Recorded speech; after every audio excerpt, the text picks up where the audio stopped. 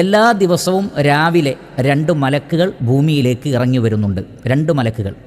അതിൽ ഒരു മലക്ക് പ്രാർത്ഥിക്കുന്നത് അല്ലാഹുമ്മ അഅതി മുൻഫിഖൻ ഖലഫ, അല്ലാഹുവേ പണം ചെലവഴിക്കുന്നവർക്ക് നീ വർദ്ധിപ്പിച്ച് നൽകണമേ, അവർ നൽകിയതിന് പകരമായി നീ പകരം വെച്ച് കൊടുക്കണമേ, അവർക്ക് നീ കൂടുതൽ നൽകണമേ. എന്നാൽ മറ്റൊരു മലക്ക് പ്രാർത്ഥിക്കുന്നത്, രണ്ടാമത്തെ മലക്ക് പ്രാർത്ഥിക്കുന്നത് അല്ലാഹുമ്മ അഅതി മുംസിക്കൻ തലഫ, അല്ലാഹുവേ പണം ചെലവഴിക്കാതെ പിടിച്ചു വെക്കുന്ന ആളുകൾക്ക് നീ പാപ്പരത്വം നൽകണമേ എന്നാണ്. ഇത് എല്ലാ ദിവസവും സംഭവിക്കുന്നുണ്ട്.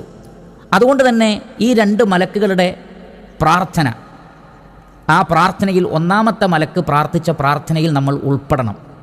അഥവാ അല്ലാഹുവേ ചെലവഴിക്കുന്നവർക്ക് നീ പകരം നൽകണമേ. അതുകൊണ്ട് തന്നെ എന്തെങ്കിലും നാം ചെലവഴിക്കുക.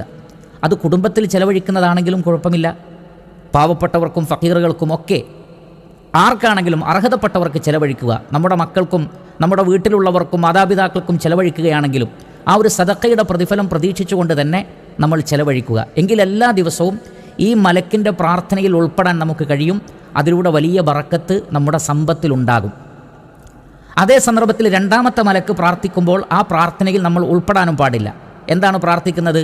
പിടിച്ചു വെക്കുന്ന ആളുകൾക്ക് അഅതി മുംസിക്കൻ തലഫ, പിടിച്ചു വെക്കുന്നവർക്ക് പാപ്പരത്വം നൽകണമേ. അപ്പോൾ നാം ധനം ചെലവഴിക്കാതെ പിടിച്ചു വെച്ചാൽ ഒരു വേള അത് പാപ്പരത്വത്തിന് കാരണമായിത്തീരും. അതുകൊണ്ട് തന്നെ എല്ലാ ദിവസവും സാധിക്കുന്നത്ര, അതെത്ര ചെറുതാണെങ്കിലും സദഖ ചെയ്യാൻ നമ്മൾ തയ്യാറാവുക. ഇനി എല്ലാ ദിവസവും അങ്ങനെ ചെലവഴിക്കാനില്ലാത്ത ആളുകളെ സംബന്ധിച്ചിടത്തോളം അതൊരു വിഷയമല്ല, അവർ ഈ പ്രാർത്ഥനയിൽ ഉൾപ്പെടുകയില്ല.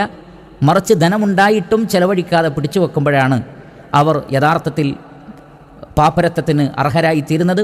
ഇല്ല എങ്കിൽ ധനമുള്ളപ്പോൾ അത് മറ്റുള്ള ആളുകൾക്ക് ചെലവഴിക്കാൻ മനസ്സ് കാണിക്കുന്ന ആളുകൾക്ക് ഇൻഷാ അല്ലാഹ് അല്ലാഹു സുബ്ഹാനഹു വ തആല അവർക്ക് ബറക്കത്ത് നൽകുന്നതാണ്.